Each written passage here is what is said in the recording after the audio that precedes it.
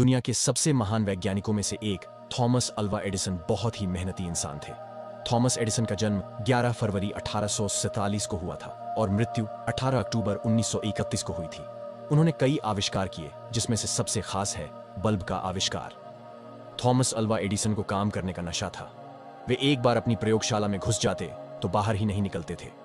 उनकी इस आदत से उनकी पत्नी बहुत चिढ़ी सी रहती थी। एक बार तो एडिसन कई दिनों तक अपनी प्रयोगशाला से बाहर निकलने का नाम ही नहीं ले रहे थे। आखिरकार बहुत दिनों के बाद जब वे बाहर निकले तो उनकी पत्नी ने उनसे कहा, तुम दिन रात काम में लगे रहते हो, कभी तो छुट्टी कर लिया करो। एडिसन ने कहा, लेकिन छुट्टी लेकर मैं जाऊंगा कहां? पत्नी बोली, जहां तुम्हारा मन चाहे, जो जगह तुम्हें प्रिय हो वहां चले जाना।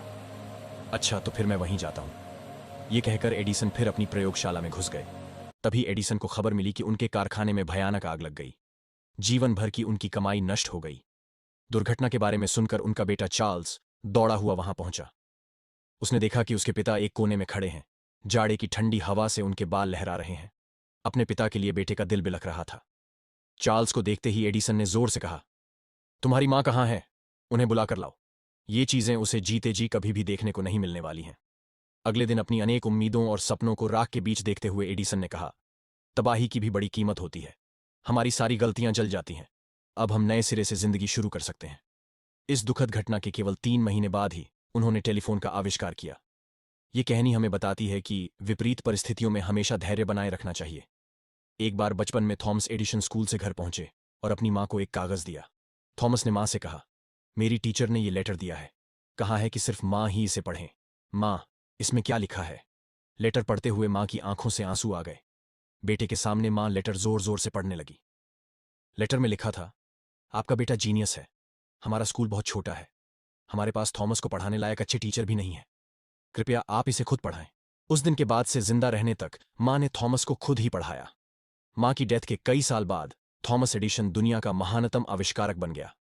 मां की डेथ के बाद एक दिन थॉमस को टीचर का वो लेटर मिला। उसने लेटर खोला तो हैरान रह गया। लेटर में लिखा था, आपका बेटा दिमागी तौर पर कमजोर है। हम उसे नहीं पढ़ा सकते। हम उसे स्कूल से निकाल रहे हैं। लेटर में लिखी सच्चाई पढ़कर थॉमस इमोशनल हो गए। फिर उसने अपनी डायरी में लिखा, थॉमस ए एडिसन, जो दिमागी तौर पर कमजोर बच्चा था, उसकी मां ने उसे इस सेंचुरी का सबसे जीनियस इंसान बना दिया। इस बात से कोई फर्क नहीं पड़ता कि आज आपकी क्या कंडीशन है।